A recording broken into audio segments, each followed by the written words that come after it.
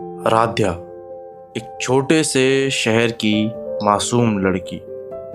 जिंदगी हमेशा साधारण थी, सपने छोटे थे, लेकिन किसी ने नहीं सोचा था कि उसका एक साधारण सा सफ़र उसकी ज़िंदगी को हमेशा के लिए बदल देगा। ये कहानी तब शुरू होती है जब आराध्या ने पहली बार अपने दोस्तों के साथ मनाली जाने का फैसला किया। पहाड़, बर्फ और ठंडी हवाओं में डूबने का उसका सपना अब हकीकत बनने जा रहा था।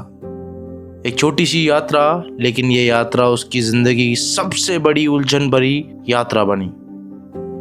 मनाली पहुंचते ही आराध्या की मुलाकात होती है मुकेश से, एक साधारण सा टूर गाइड जिसके आंखों में कुछ खास था। उसकी हंसी में पहाड़ों की सादगी और उसके शब्दों में एक अजीब सा आकर्षण था। अरे मैडम, ये मनाली है। यहाँ के रास्ते दिल की तरह घुमावदार होते हैं, जो एक बार आए वापस जाने का मन नहीं करता। और शायद यही बात आराध्या के दिल को छू गई। पहले ये मुलाकात एक टूर गाइड और सैलानी की थी, लेकिन जैसे जैसे सफ़र आगे बढ़ता गया, मुकेश और आराध्या के बीच कुछ खास होने लगा। मनाली की ठंडी रातें, बर्फ के नीचे जलती आग और वो अदृश्य खिंचाव। और फिर एक रात आराध्या और मुकेश के बीच वो हुआ जो शायद नहीं होना चाहिए था। पहाड़ों की छांव में दोनों करीब आए और उनके बीच की दूरियां मिट गई। वो रात आराध्या के लिए एक सपना थी, लेकिन जब वो मनाली से लौटी, उसे नहीं पता था कि वो सपना नहीं, एक बुरे ख्वाब का हिस्सा बनने जा रही है। कुछ हफ्तों बाद आराध्या को एहसास हुआ कि उसके शरीर में कुछ बदलाव हो रहे हैं, और फिर उसने पाया कि वो प्रेग्नेंट है। मुकेश से दूर एक अनजान शहर में, और इस अनचाही सच्चाई के साथ उसे समझ नहीं आ रहा था कि क्या करे। Aaradhya, I think you are pregnant. वो सोच में डूब रही थी। क्या ये बच्चा मुकेश का है, या ये पहाड़ों के बीच किसी रहस्य का हिस्सा है? लेकिन असली डर तो तब शुरू हुआ जब आराध्या ने बच्चे को जन्म दिया। पहले ही दिन कुछ ऐसा हुआ जो बिल्कुल अजीब था, जिसकी कल्पना कभी किसी ने नहीं की थी।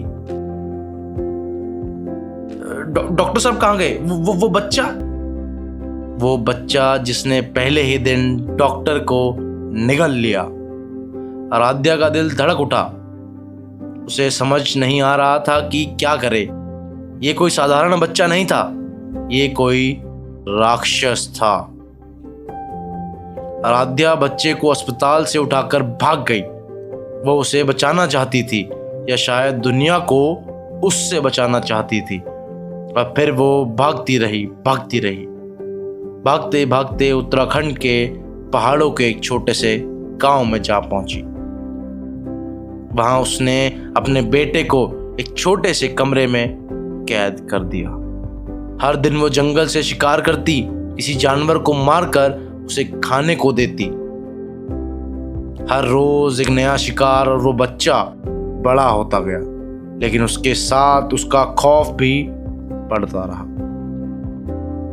आराध्या के सामने अब एक बड़ा सवाल था। क्या वो अपने ही बेटे को मार सकती है, या उसे और भी बड़ा कर खतरा बनने से पहले रोक सकती है?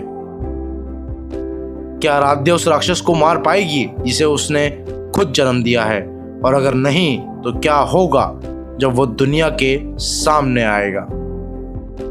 आगे की कहानी जानने के लिए सुनिए हमारी अगली कड़ी, जहां हम जानेंगे कि क्या आराध्या का ये सफर उसकी जिंदगी का अंत होगा, या एक नई शुरुआत।